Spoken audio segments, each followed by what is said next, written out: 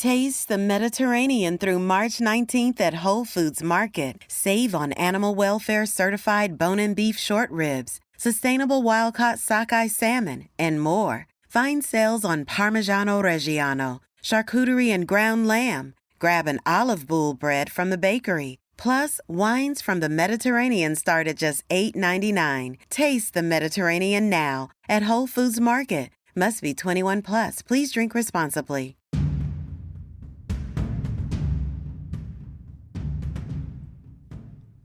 Ready to make a difference in the lives of fathers and their families? The Show Up Dad podcast empowers the next generation of dads to lead with confidence and love. Your support and our amazing partners help us to create lasting impact. Consider donating $50, $100, or $250 to provide a dad with essential resources. And speaking of incredible partners, let us introduce you to Tallman Equipment. Since 1952, Tallman Equipment has been standing taller than the rest of competition in lineman tools. They provide top quality equipment and solutions for linemen, ensuring safety and efficiency on the job. If you're in need of reliable and durable tools, look no further than Tallman Equipment. Also, don't forget to check out our online shop at theshowupshop.myshopify.com for high quality products that support our cause. From t-shirts and hoodies, stickers, and even children's clothes, we have something for everyone. Not only will you be showing your support for our cause, but you'll also be getting a high quality product that you'll love. To learn more about what we do, visit theshowupdadfoundation.org. You can also find lineman tools at tallmanequipment.com. Thank you for your generosity, and let's empower dads and build stronger families.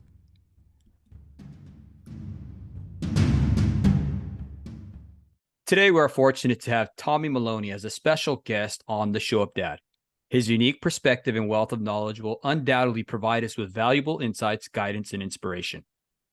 Tommy is not only a talented host and an executive producer of the podcast Blending the Family, but he is also a multifaceted individual with numerous accomplishments to his name. With this impressive track record as a 5-time author, speaker, and a certified coach, Tommy has dedicated his life to inspiring and empowering others. His expertise in personal development is truly remarkable, and his insights have been transformed lives. Beyond his professional achievements, Tommy finds his greatest joy in his role as a dedicated family man.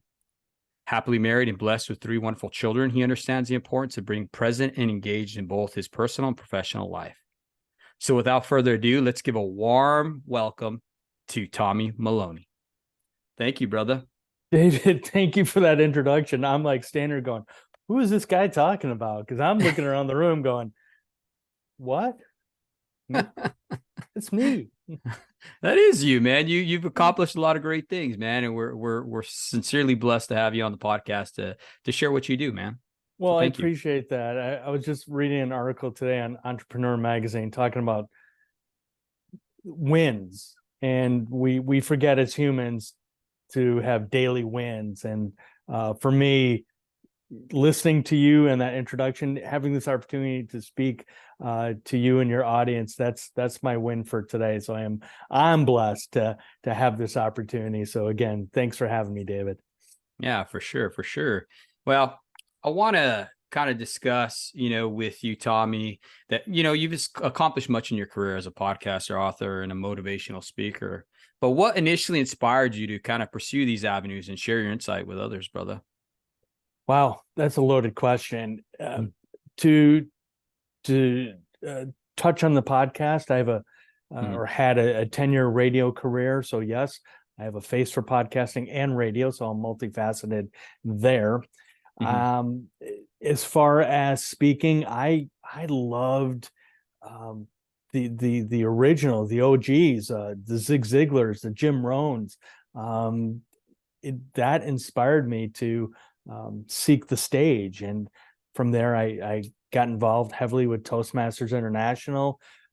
So that was something that really helped me become a little bit more understanding more of the writing process actually than the speaking process. And the writing process for me, David, was I was going through my divorce back in 2008 into 2009, and I needed something to do. And at the time, I was traveling every Sunday from Denver International Airport to LaGuardia Airport. And so I would just sit on the plane and start writing and just getting things out. Yeah. And I end up turning those early blog posts into a book called Why Not You, Why Not Me? But again, it was just being cathartic for myself, just again sitting on a plane for hours. I needed to do something. So that's a little bit of the origin story, so to speak.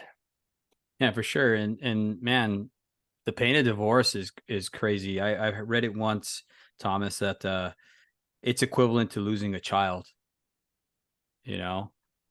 So it's good that you found an outlet in the pain that you're going through and stuff like that. And in writing, that way you can help people, because sometimes our mess is our message, right? Yeah, and to touch on that about losing a child, my philosophy was when I got married the first time, it was, one and done. And I Yeah. tried to ignore the statistics that if you come from a household that got divorced, you have a higher probability of getting divorced. And I didn't want to listen to those statistics.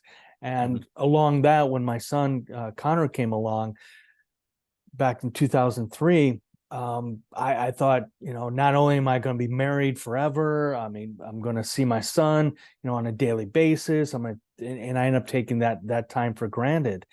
And 6 years after the marriage, that's where I found myself not only divorced, but not being able to see my son on a daily basis. And so, yeah, it was traumatic. And Yeah. I'm not gonna lie about going through my years of depression and my mental capacity. So yeah, it was tough. And when I talk to men about divorce and stuff like that, and the people they're going through and the trauma that's associated with it, one of the things that they have in common that I've seen, right, is that they were blindsided. That's the best way I can, um, describe what they're telling me. It almost is like, man, I thought everything was going good, and then she dropped that on me. I have to laugh because my former wife and I were going through counseling. We're up until the divorce, and I went even after the divorce. I kept going to the same therapist because I really I felt a really good relationship with her, and I didn't want to have to go to another therapist to rehash everything. And so, like I said, I really enjoyed my time with her. And one of our first sessions after divorce was she said, "I was surprised you got divorced." I'm like, "Yeah, me too. What are the odds?" So, well, the odds are pretty, 50% right then and there. So, yeah, I was shocked because again, in my little wacky mental brain here, it was, hey, couples in therapy don't get divorced. Boy, was I wrong.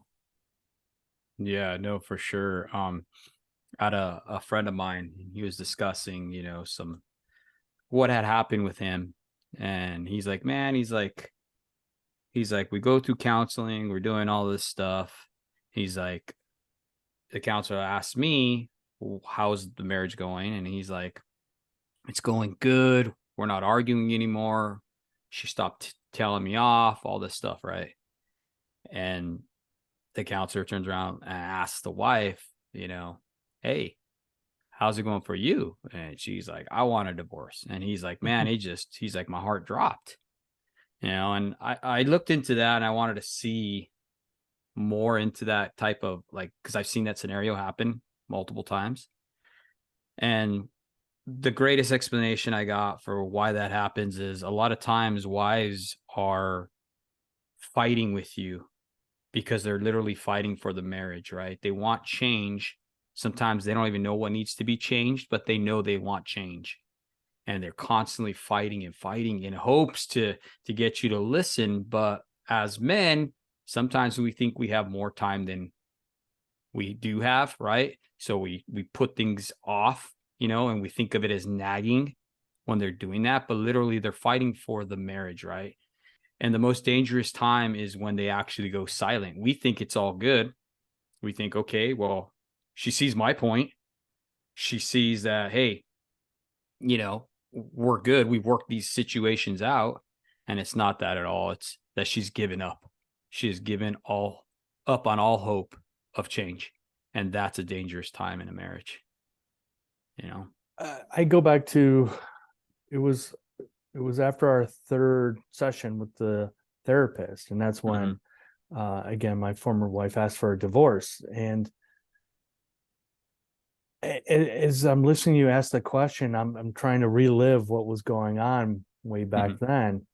And I don't know, I felt that part of the reason why we did get divorced was we just weren't compatible. We really, again, we were only married 6 years, but in that time we really drifted apart. And my day job is a training consultant, so I'm on the road a lot.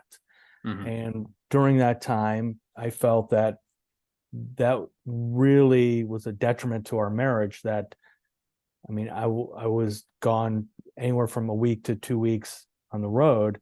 And so she got used to, her and our son being it. And when I'd come back, I'm the stranger, and she would have to, get into her norms, so to speak, when I'm around. And so I look at it more of, the situation was, I'm gone, I'm working, I'm trying to help support our family. And she was like, I really don't need him. Change that to 2012 when I got remarried to my wife Ann. Totally different. And it's the good thing is both my wife and I came from similar marriages, and we really work on our marriage. And even though, like, right now I'm in somewhere in Illinois, I mean, my days are just messed up. But one of my habits is knowing what time she's getting up back home in Colorado. I always make sure I text her at the same time every day, just say, good morning, I love you, let her know that I'm thinking about her. And those little things, David, have really, in my opinion, helped our marriage. Now, has it been perfect? No. Our first few years of marriage was very up and down. But we both wanted to fight for the marriage. We both didn't want to end up back in the world of divorce. So, thinking about your question, I just feel that we weren't after those first few years of marriage, we just weren't compatible. And I look at it this way now. I'm very grateful. I'm very grateful for the divorce.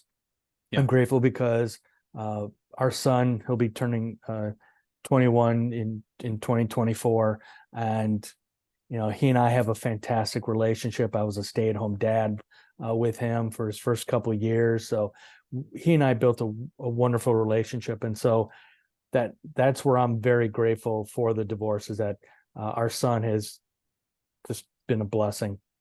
Yeah, for sure. How old is he when the divorce took place? He was 5, which is 5, ironic. Is when my parents got divorced, I was around the same age.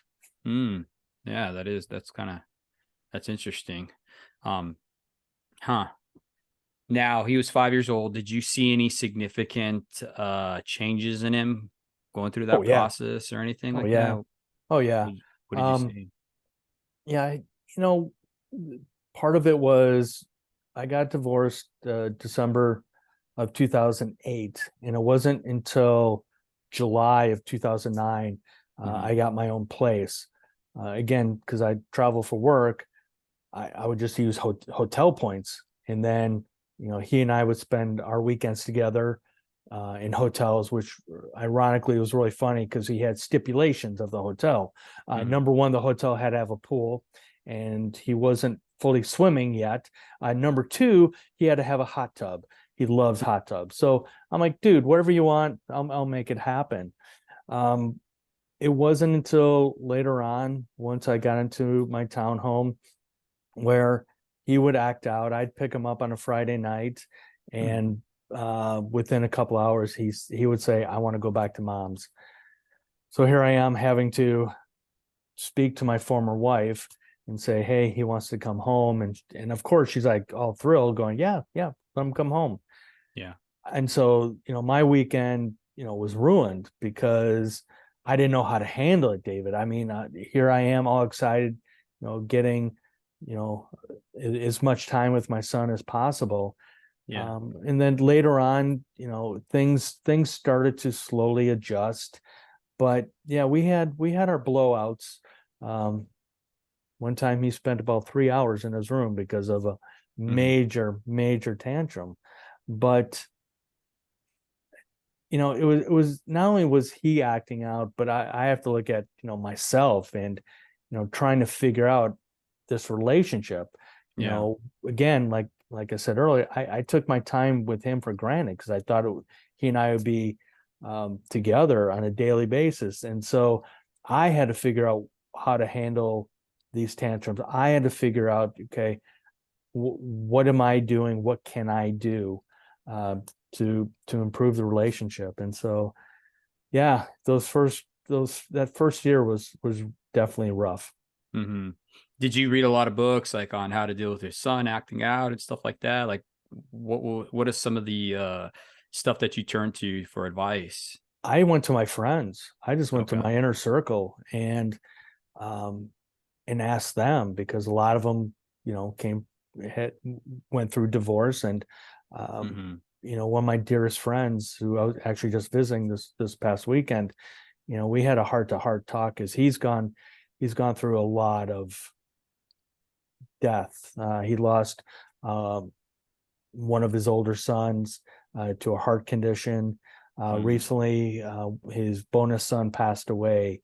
And so I want to just have a heart-to-heart with him and talk to him. And one of the commonalities he said is something that my dad said too, and that is, we dads, we men, feel like we're the crappiest dads because we've gone through a divorce. We're not in contact with our kids on a daily basis, and we don't feel worthy. And so I told him, I said, we have to stop that. We have to take that narrative out, that our kids, I look at his kids, and I look at my son, and I look at even my dad, and we all try to do the best we can in the situation we're in. Yeah. And we're not always, the financial leaders that we want to be. But we try our best, and that's all we can do. So like I said, I just reached out to my inner circle. And especially when I was going through my divorce, my buddy Chris was constantly calling me, making sure I'm okay. And it's nice. It's nice to have that kind of brotherhood, to be able to just vent at times, versus reading a book, because a book can't respond to you. Book can't say, "Hey, stop crying," or smile. It's a day above ground, something out there. So like I said, David, I just went to my friends, my mom, my dad, and just talked and listened. It's good that you had that support group to go to, because you're absolutely right. I think a lot of times us men, we don't have that support group, right? And we don't know who to turn to. And then what do? We bottle it up. And then when we bottle it up, it turns into depression. And what does depression turn into? In men, it turns into anger. And it starts usually coming out in ways that are not going to be fruitful at all. And it's usually on the ones that are closest to us, like our children and stuff like that. And then that starts this big old downward spiral where they're thinking, okay, daddy says he loves me, but yet he's always angry with me. He's always harsh with me.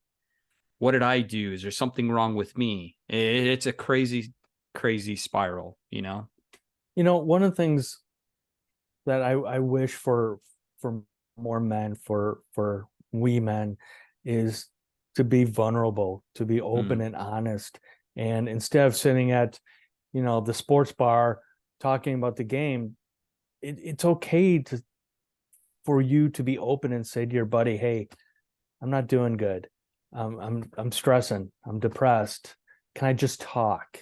That's there's a gentleman out of England, Mark Williams, who is a pro mental health advocate for men.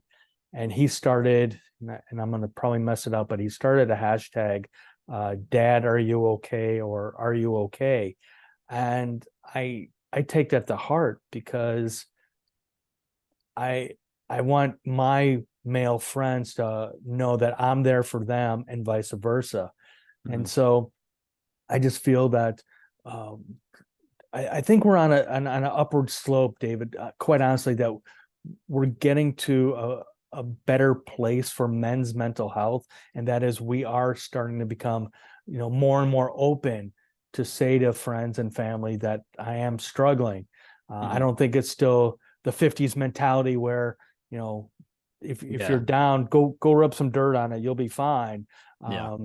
But I feel that we're getting to a better place. And again, though, like something I always talk about on my podcast is that, asking for help is not a weakness. Asking for help is a strength. And if you men, we can take that wall down and say, hey, I need help. I need to ask somebody for help. That's a strength. That's a superpower right there. No, I agree with you 100%. We need to be able to do that. And I agree also with you with that our culture today, yes, men are more in tune with their emotions, right? I know one of the big factors for me has been my wife. She's my helper. I understand now that women are more in tuned. It's a God-given gift for our wives to know the hearts of our children, because I'm just some dummy. You know what I mean? I just know things that need to happen, right?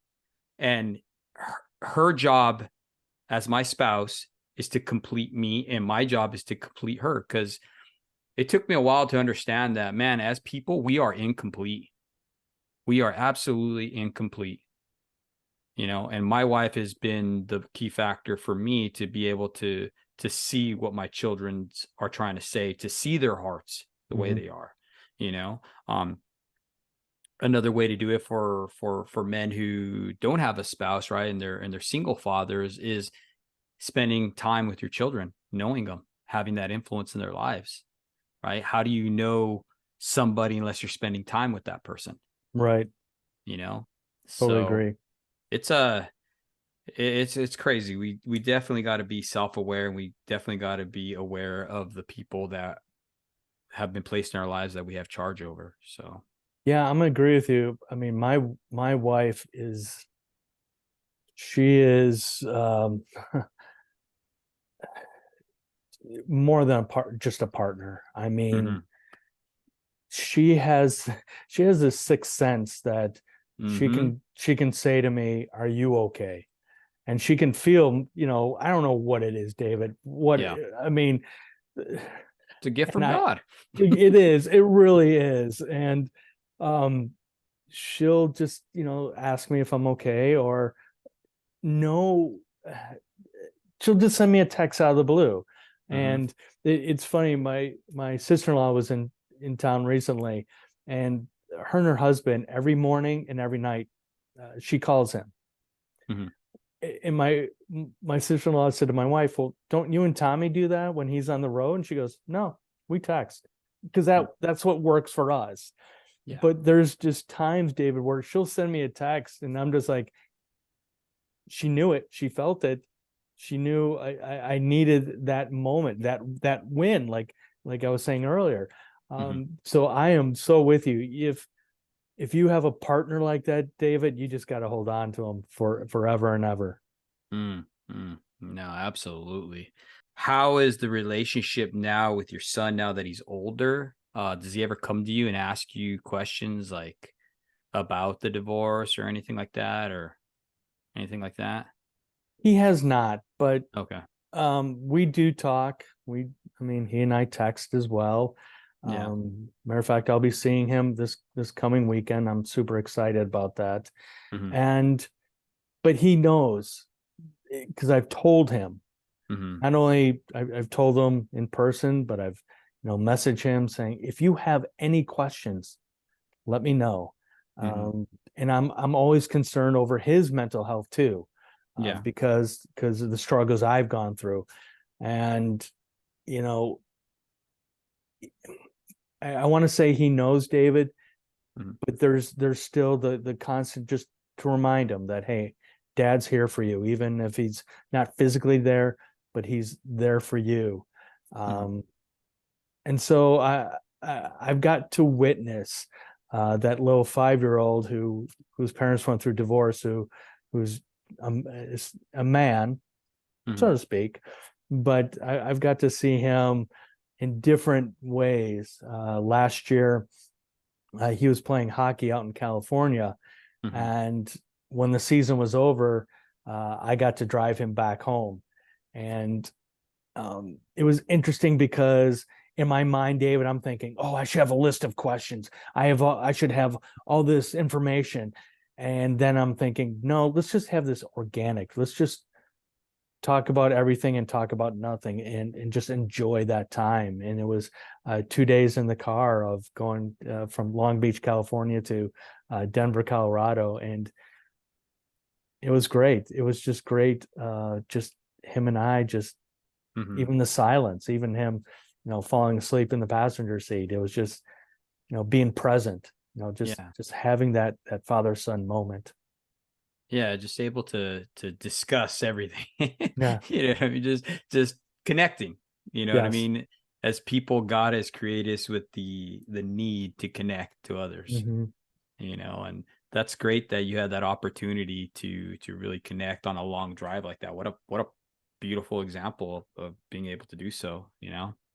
I was hoping he was going to ask me to do it, and um, yeah, Mm. I'm so grateful, so grateful I was able to do that. Now, the first day, 12 hours driving, that I don't recommend that for anybody.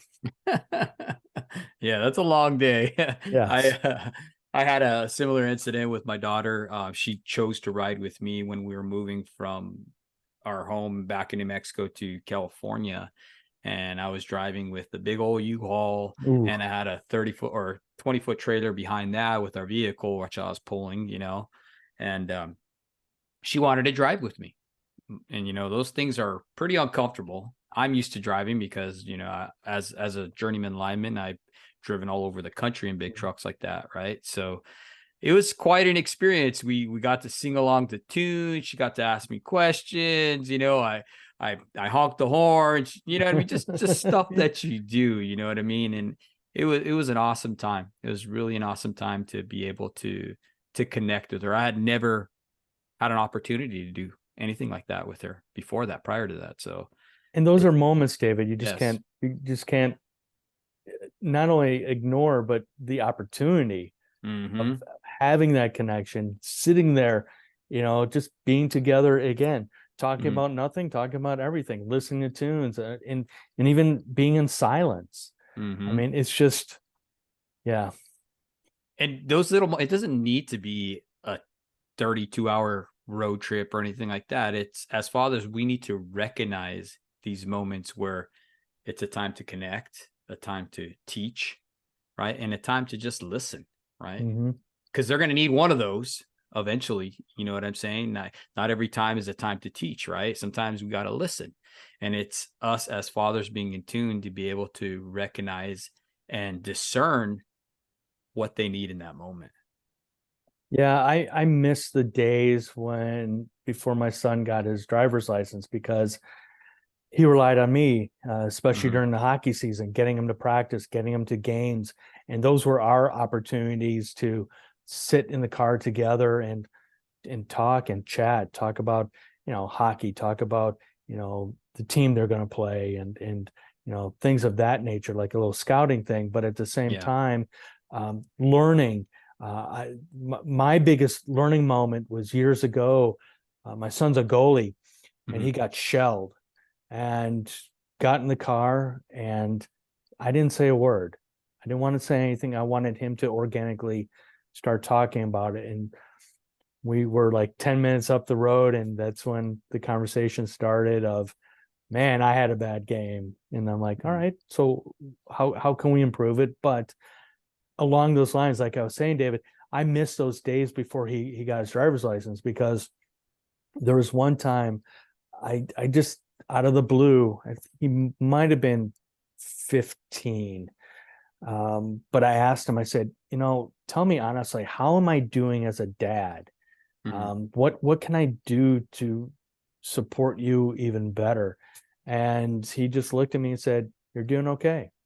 And I felt it. I felt that he was very honest. And I think sometimes we parents, we dads, we men, are afraid to ask those hard questions because we don't want it to know it's going to be a negative answer. We want positive. We want, rainbows and unicorns pooping Skittles, that whole thing. And so it's okay to ask that question.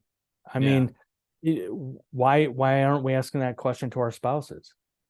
Same thing. We as human nature, we want to improve. We want to be better than we were the day before, I hope.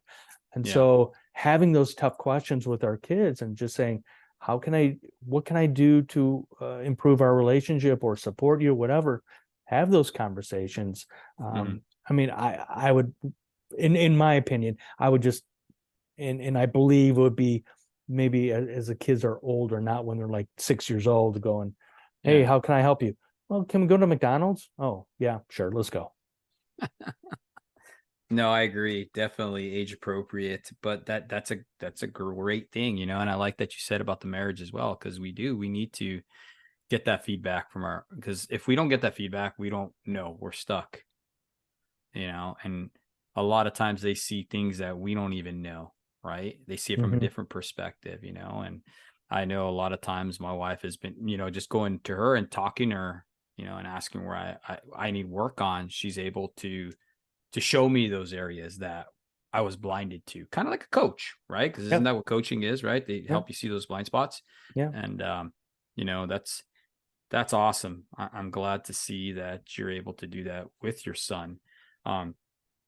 Another thing I wanted to ask you, so you went from him, divorce, right? Raising him, into another marriage.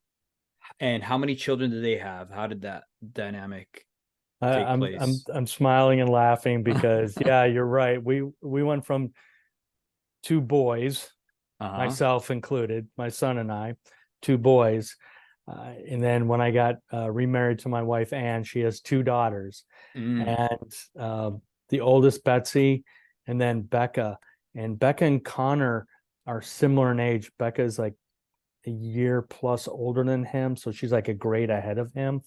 And we call those 2 the Wonder Twins, because if you look at them, they really could be brother and sister. And so I was, talk about being blessed, David.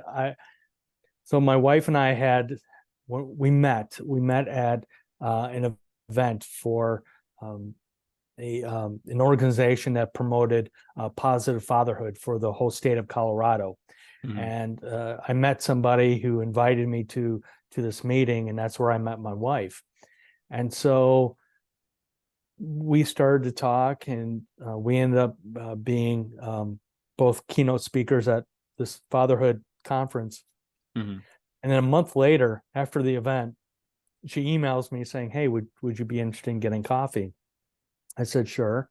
And so we ended up having coffee, and we started talking. We started talking about, our former marriages and things like that. And then things, we had a good 3-hour coffee date, and we had a good time. And from there, we started dating, and it was about a good 2, maybe 3 months before we even got the kids introduced to themselves. And our mantra, and a lot of people look at me like I have a third eye when I say this, David, and that is, we wanted to commit not only to each other, but for the kids. And the kids had to come first. And so we said that if the kids didn't get along, we weren't going to continue dating, because that's not fair to the kids. And so what we did was, and this is what I truly believe what made us a successful blended family, and that was, we got the kids together. We did it at an outdoor ice rink. Mm-hmm. And so if the kids didn't get along, no harm, no foul, everybody can go their separate ways. Mm-hmm. And my wife and I were thinking, if we do this in a restaurant, number one, it's a crowded space. Number two, you're sort of forcing the kids to interact. And if they're not comfortable with that, that's not fair to them. So, like I said, we did this at an outdoor ice rink, and I'll never forget. My son and I are standing in this middle of this ice rink. Becca comes up to my son, slaps him on the shoulder, and says, "Tag, you're it." And the two of them took off. So this is one of those moments where I truly, truly believe, David, there is a higher power, because I am so grateful that, God intervened and said, we're going to make you guys a blended family, and you guys are going to, learn to love each other or hate each other or what have you. Mm-hmm. And so that was it right then and there. And so the great thing, I hate to say it this way, but the great thing about social media is Becca and Connor stay connected. They talk more than I talk to him. And so if I need any information, I just go to Becca and go, "Hey, what's going on with Connor? What's the deal?" So that's how it all came about.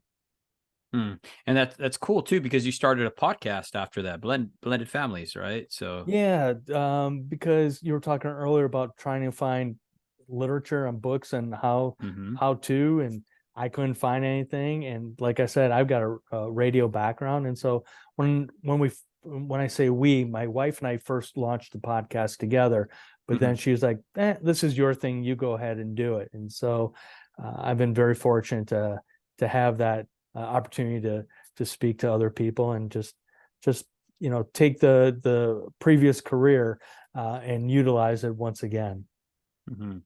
What are some practical advice or strategies? Because I know a lot of our listeners are dealing with blended families, so how could they navigate similar situations and try to create a harmonious and loving family dynamic? You got to put the kids first. I mean, that's the bottom line. And the other thing too is I am not a financial expert. However, a lot of divorces end because of the financial piece. And so if you're not good with finances, your spouse isn't good with finances, find somebody. Okay. Quite honestly, my wife and I went through the Dave Ramsey course a couple of times, and it really helped us to create a foundation, to build our household. And so that's probably the first two things right there, is have some good financial literacy, because as a blended family, you've got different aspects. You have possibly, you're paying alimony and child support, and you've got your regular bills. And so the financial piece of both husband and wife, they just, you have to be open and honest. You have to have those hard conversations about the financial piece, because if the financial piece isn't healthy, the whole household isn't healthy. And then, like I said, the other piece is you got to put the kids first. No, for sure. I definitely see that aspect of the financial, you know what I mean? One of our roles as a father is to be a provider, right? And when you can't provide because you have all this, you literally are bleeding money in all these different directions, you know what I mean? You definitely got to get help in that area, right? And that creates an insecurity, I know for me, for my daughter, not as much now, because I'm very fortunate to be in a career where we are very financially stable. But prior to the past of me, having a different career in computer networking, I know what it's like to be like, man, do I put back the diapers or do I get groceries? Just wasn't making it as the sole provider for the home, for my youngest or my oldest daughter when she was really young. And a lot of times, like, I see where she'll want to put things back, just from that happening a long time ago. And it's like, man, no, we don't got to worry about that. You know what I'm saying? Where God's blessed us, you know what I mean? That's, you know what I mean? So I have to kind of change her perspective a little bit. and that takes time, you know? Yeah, I had, an embarrassing moment where I was paying for a bottle of soda, Mm, and my debit card got declined right in front of my son, mm, and that was hard because I didn't have my financial piece. It mm-hmm. wasn't healthy enough, and so it was rough. It was really, really Yeah, hard. As a man, you're standing there going, "I'm sorry, dude. I can't afford this." man. Yeah, it's definitely hard on the ego. Mhm. I was not happy at all with that whole situation, and it actually forced me to make the changes I needed. And I sought a different career that I didn't even know existed. But fortunately for me, my whole family were a part of the line trade, Mm, and I took that route and never looked back after that. Has it been easy? Absolutely not. Like you, a lot of the times I was on the road and I lost that time, right. and I sometimes wonder, man, would I have been better if I would have just got out and spent that time with my family, right? And now I've come to the realization that no, man, I just needed to make better choices with my time.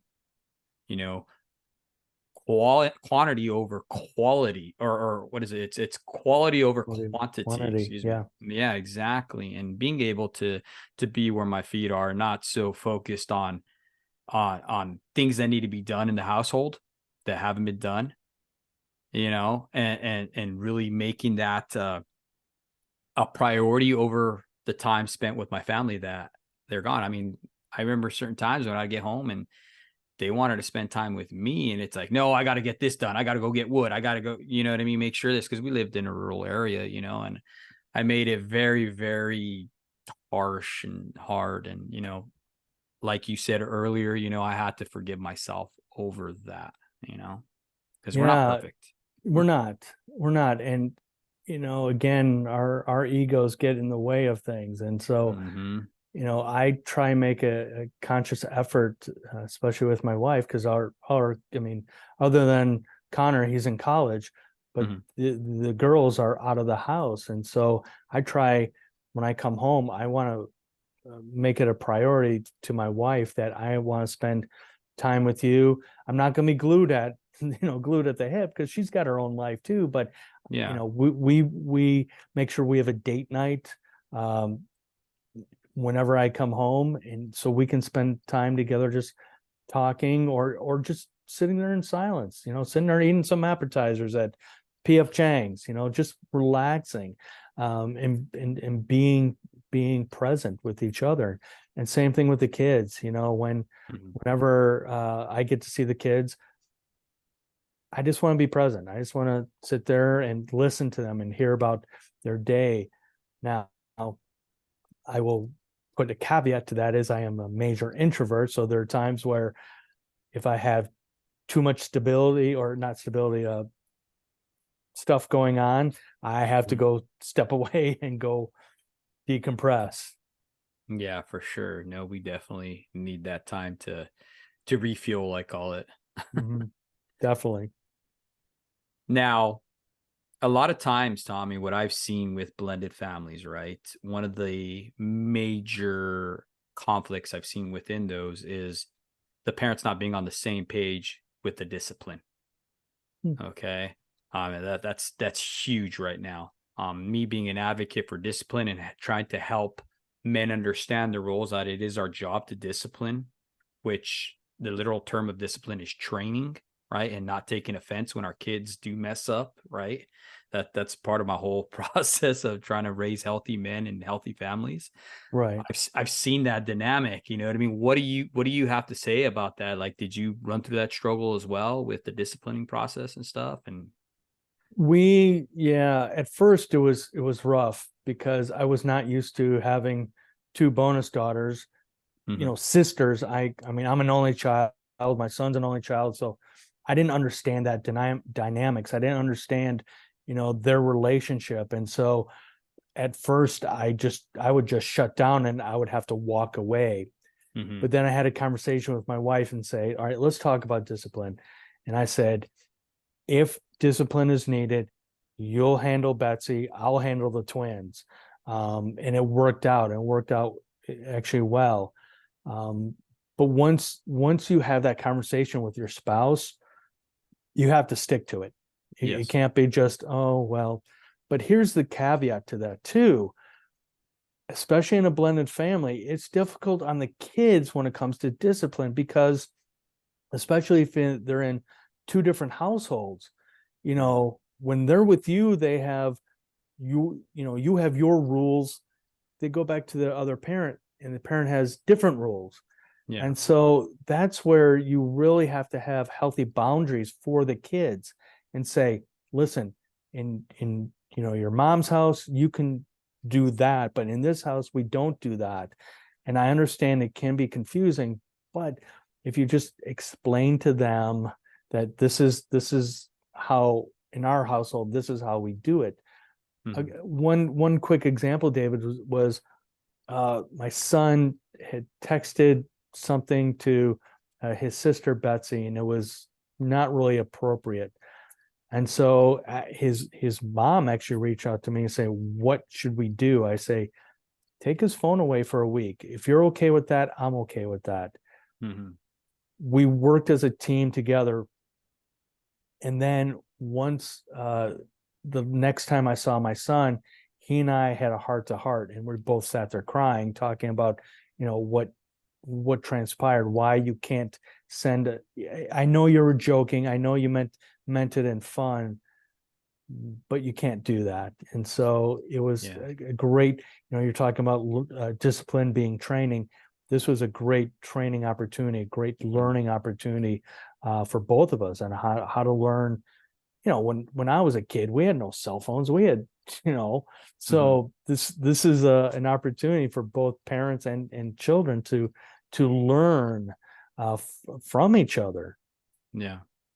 I like that you said consistency, right? And working together as a team. That's the biggest thing, because kids are smart. They'll try to manipulate you. They don't even know they're manipulating, but they'll try to manipulate, and they'll try to get mom against daddy, and then, they'll take down that united front. I've seen it, had it happen, everything, right? So the biggest way to combat that is being is having it down, written down, right? One of the things that I tell the parents that we deal with is, man, come together with your spouse, create a list of rules. Okay. That way it's theirs. That way the kids, they can read it themselves or whatever, right? They know that if this doesn't happen, this is the discipline that's going to be applied. And I'll give you an example. Perfect. Example would be, say at 6:00 p.m., the grass needs to be cut. Okay. That's a rule. If it doesn't happen, guess what? Now you get a discipline, and now you got to go ahead and recut the grass tomorrow, right? The rule still says this rule, you know what I mean? You still have to accomplish that rule. That's a rule. That's a ground rule, right? A house rule. But there's going to be a discipline involved in that. You know what I mean? That could be anything from wash the windows, right? It could be anything. You're going to go pull out the trash because you messed up. You know what I mean? And they're going to argue, and they're going to get upset and everything like that. But you're training them. You are literally training your children in that aspect. Well, you're talking about, coaching earlier, I would take it in a different direction with sports coaching. And that is, when I was coaching youth hockey, the very first parent team meeting, I would say to the parents is, I'm not here to teach your kids hockey. We're going to use hockey as a foundation, but what we're going to do our best to accomplish is how we can teach these kids on how to be good teammates, how to win, how to lose, how to get along with people, discipline. Your game starts at X, but we want you at the rink at this time, dressed, ready to go. And so that's why I love extracurricular activity, because it teaches kids time management. It teaches them discipline. It teaches them, other aspects of life. So can hopefully as a child learn, dad says grass has to be cut at 6. I'm going to go cut the grass at 6. Yep. If the garbage needs to be taken out, or even doing things that you weren't told to do, you just go and do it. Mm-hmm. That's a win right there. Yeah, for sure. Exactly. And it's conditioning them. It's conditioning to have responsibility. And I mean, isn't that all training? Right. Right. And I like the fact of implementing a discipline such as doing the windows or whatever when you don't do a rule, because there is consequences in life. If this doesn't get done, this is what happens. You know what I mean? Right. And you don't got to get personal about it. You don't got to get angry and I told you and you're going to do this and I can't believe you did this, and getting all crazy, because then all of a sudden the kid's like, whoa, it's not that big of deal, and then they think, oh, it must be something with me. Right. And later on in life, in their adolescent years, is when you're going to start seeing that rebellion take shape. Exactly. I mean? So we got to be consistent with our discipline and our training, and having a set of rules, and especially in blended families, and having that united front. That's one of the things I'm having. I'm dealing with a person right now, and the guy is like, man, they're her kids. They're her kids. She can deal with them. And it's like, dude, when you married her, you married them as well. When you chose her, you chose to take all her stuff as well. You can't just be like, I want her and forget them. That's not I mean, what do you think you're telling your wife at that point? Her heart is for the kids. God has created her for a heart for her children. And when you're saying, I accept you, but not them, what are you telling her? Yeah, that's one of my biggest issues of blended families is that whole thing is, well, they're your kids. No, I don't care if they're your blood or not. They're your kids. You're there to support them. You're there to mentor them. You're there to, be a parent. It's just because it's her kids or his kids, they're our kids. I mean, that's where I go back to. You got to put the kids first. Kids have to come first, and it will work out beautifully, beautifully in the end. But yeah, I'm with you, David.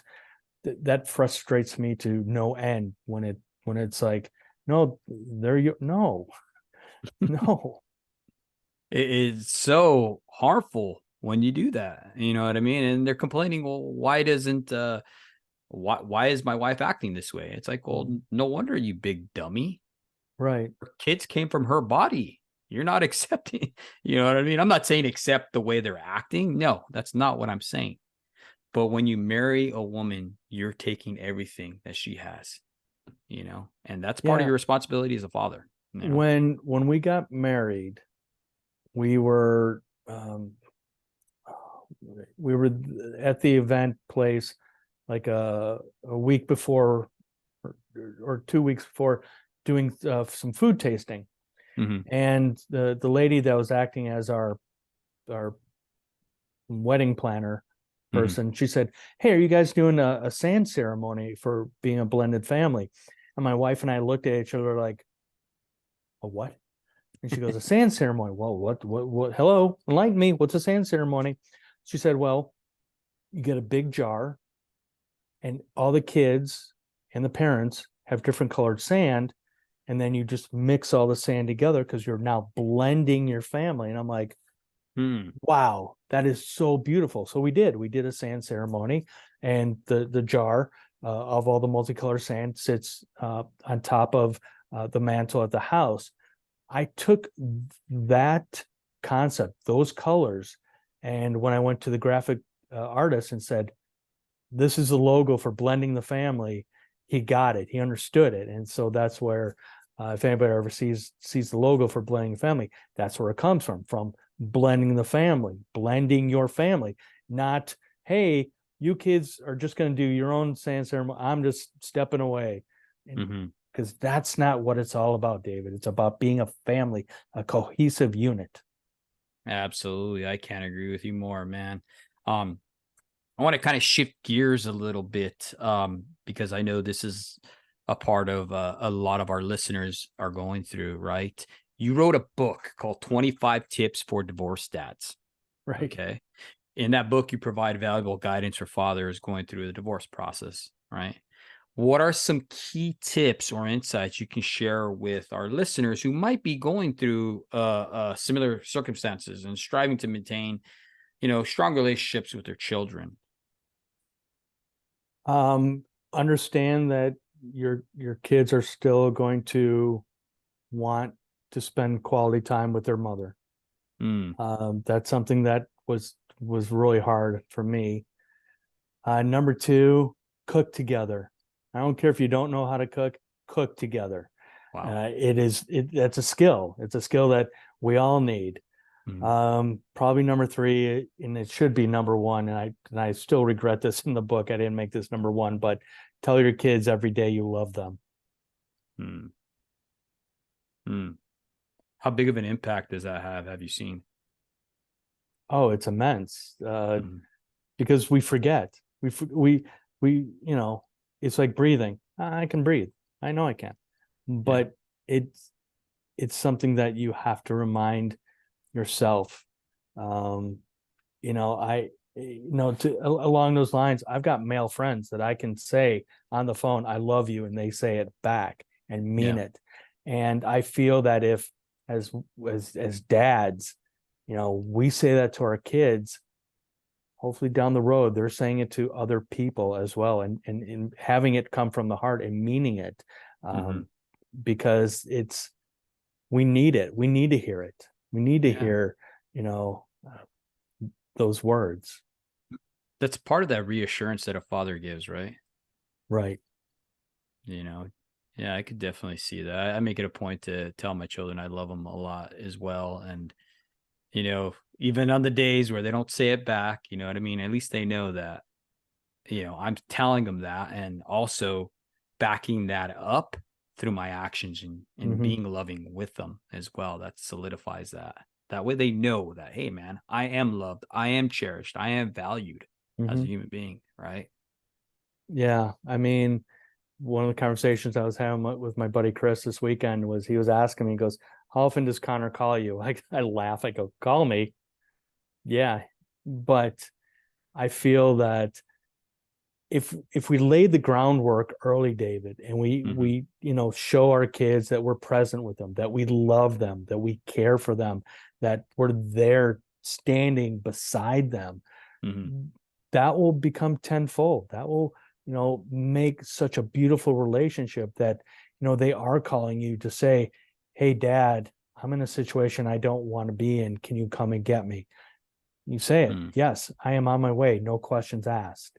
So you build that up, you build that consistency in that relationship for that one day, just simply saying, hey, I need your help, because you've done that from day one.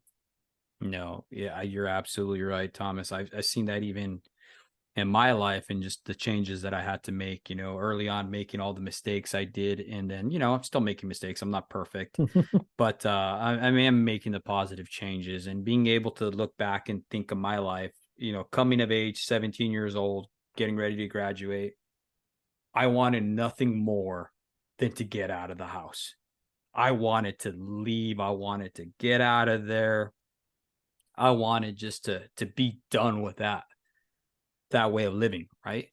Um, with that being said, I see now with my daughter, she loves our family. She's like afraid to go. She's like, I don't want to grow up. I don't want to, you know what I mean? And not that she doesn't want to grow up. She just absolutely loves being home. She loves our dynamic in the home, and it's not perfect. I'm not saying that at all, right? We have our ups and downs, but she knows that she can count on us. One of the things that I'm super proud of her, and I told her this, was she went out to a party for the first time, right? And I think back, man, 17 years old, I was having premarital sex. I was doing drugs. I was all over the damn place. And I came from a pretty strict house where we didn't see that. My old man didn't even drink. Okay. Mhm. But because of that, so much pressure of you having to be perfect and all that stuff, I went the opposite way. I rebelled. Right. So I did all these crazy stuff. And I'm not saying I was a bad kid, but compared to my daughter today, man, I was a terror. You know what I mean? Yeah. So just because she has shown us that we can trust her, we allowed her to go out to this party. And man, I'm so proud of her. She came back. She's like, man, they're drinking, they're smoking, dad. And it was crazy, but I had fun. And I realize now what you said, that you don't need to do all that stuff to have fun. And I am super proud of her. You know what I mean? Because, Well, and that's where the win comes in. Look at yeah, what you created, David. This is because you built a beautiful relationship with your daughter, that she was able to go to that party and realize and understand, hey, those little vices aren't for me, yeah, but I get to socialize. I get to be around my friends. That's what it's all about. And knowing that, like you said, you can trust her, that, she sees the situation. She knows that that's not who I am, sitting there going to go drink and smoke. It's again, it's a compliment to you as a parent. mm, mm. No, and that's what we're called to do as fathers. You know what I mean? To create those connections with them, right? Capture their hearts, right? Right. That way, when they get older, they know that they can call who they can call on, and they can rely on us. I want to be that dad that if she does drink or whatever, she can call me and be like, I trust my dad to tell him this, Mm-hmm. right? So he can come get me. He's not going to freak out. He's not going to blow up on me or whatever. He's going to come get me, versus her thinking, I better not tell my dad. I better not say this. Can you give me a ride? And then she gets in this vehicle with some guy who's been drinking. And then all of a sudden something bad happens. They get in a car Right. accident or Right. even worse stuff. Right. So that's my priority, is just trying to not be a friend, right? Because I don't believe parents should be friends, but someone that they can trust, you know? And it's hard that fine line between Mhm. being a parent and being a friend, because you know you still want to have, again, it's a positive relationship with your kids, but at the same time the kids have to understand that if they do mess up, there are going to be consequences. As my one daughter Becca says, adulting sucks. Well, yeah, adulting does suck, but it's trying to make those right choices. It's Mhm. trying to, be your best, but it's also, the environment that you're in. And if you feel that you're in the wrong environment, it takes that gusto to get out of it. Mm, mm. No, absolutely, Tommy. I wanted to just give you an opportunity to share with our audience how they can reach out to you. Thank you for coming on here. And, this is an amazing podcast. I appreciate you. Oh, thank you so much, David. I mean, the Show Up Dad, I'm so excited to be here today. I Couple of places you can find me is definitely on LinkedIn, because that's how you and I got connected. So you can find me on LinkedIn at the Tommy Maloney. Yes, it's the Tommy Maloney on LinkedIn. The website is blendingthefamily.com. And that's it. That's it for social media for me. You're not gonna find me on Facebook, on TikTok, on X, Y, or Z. I don't know what it is these days. So yeah, LinkedIn and the website blendingthefamily.com. Thanks for having me, David. I'm so honored and blessed. Absolutely. Be talking to you soon.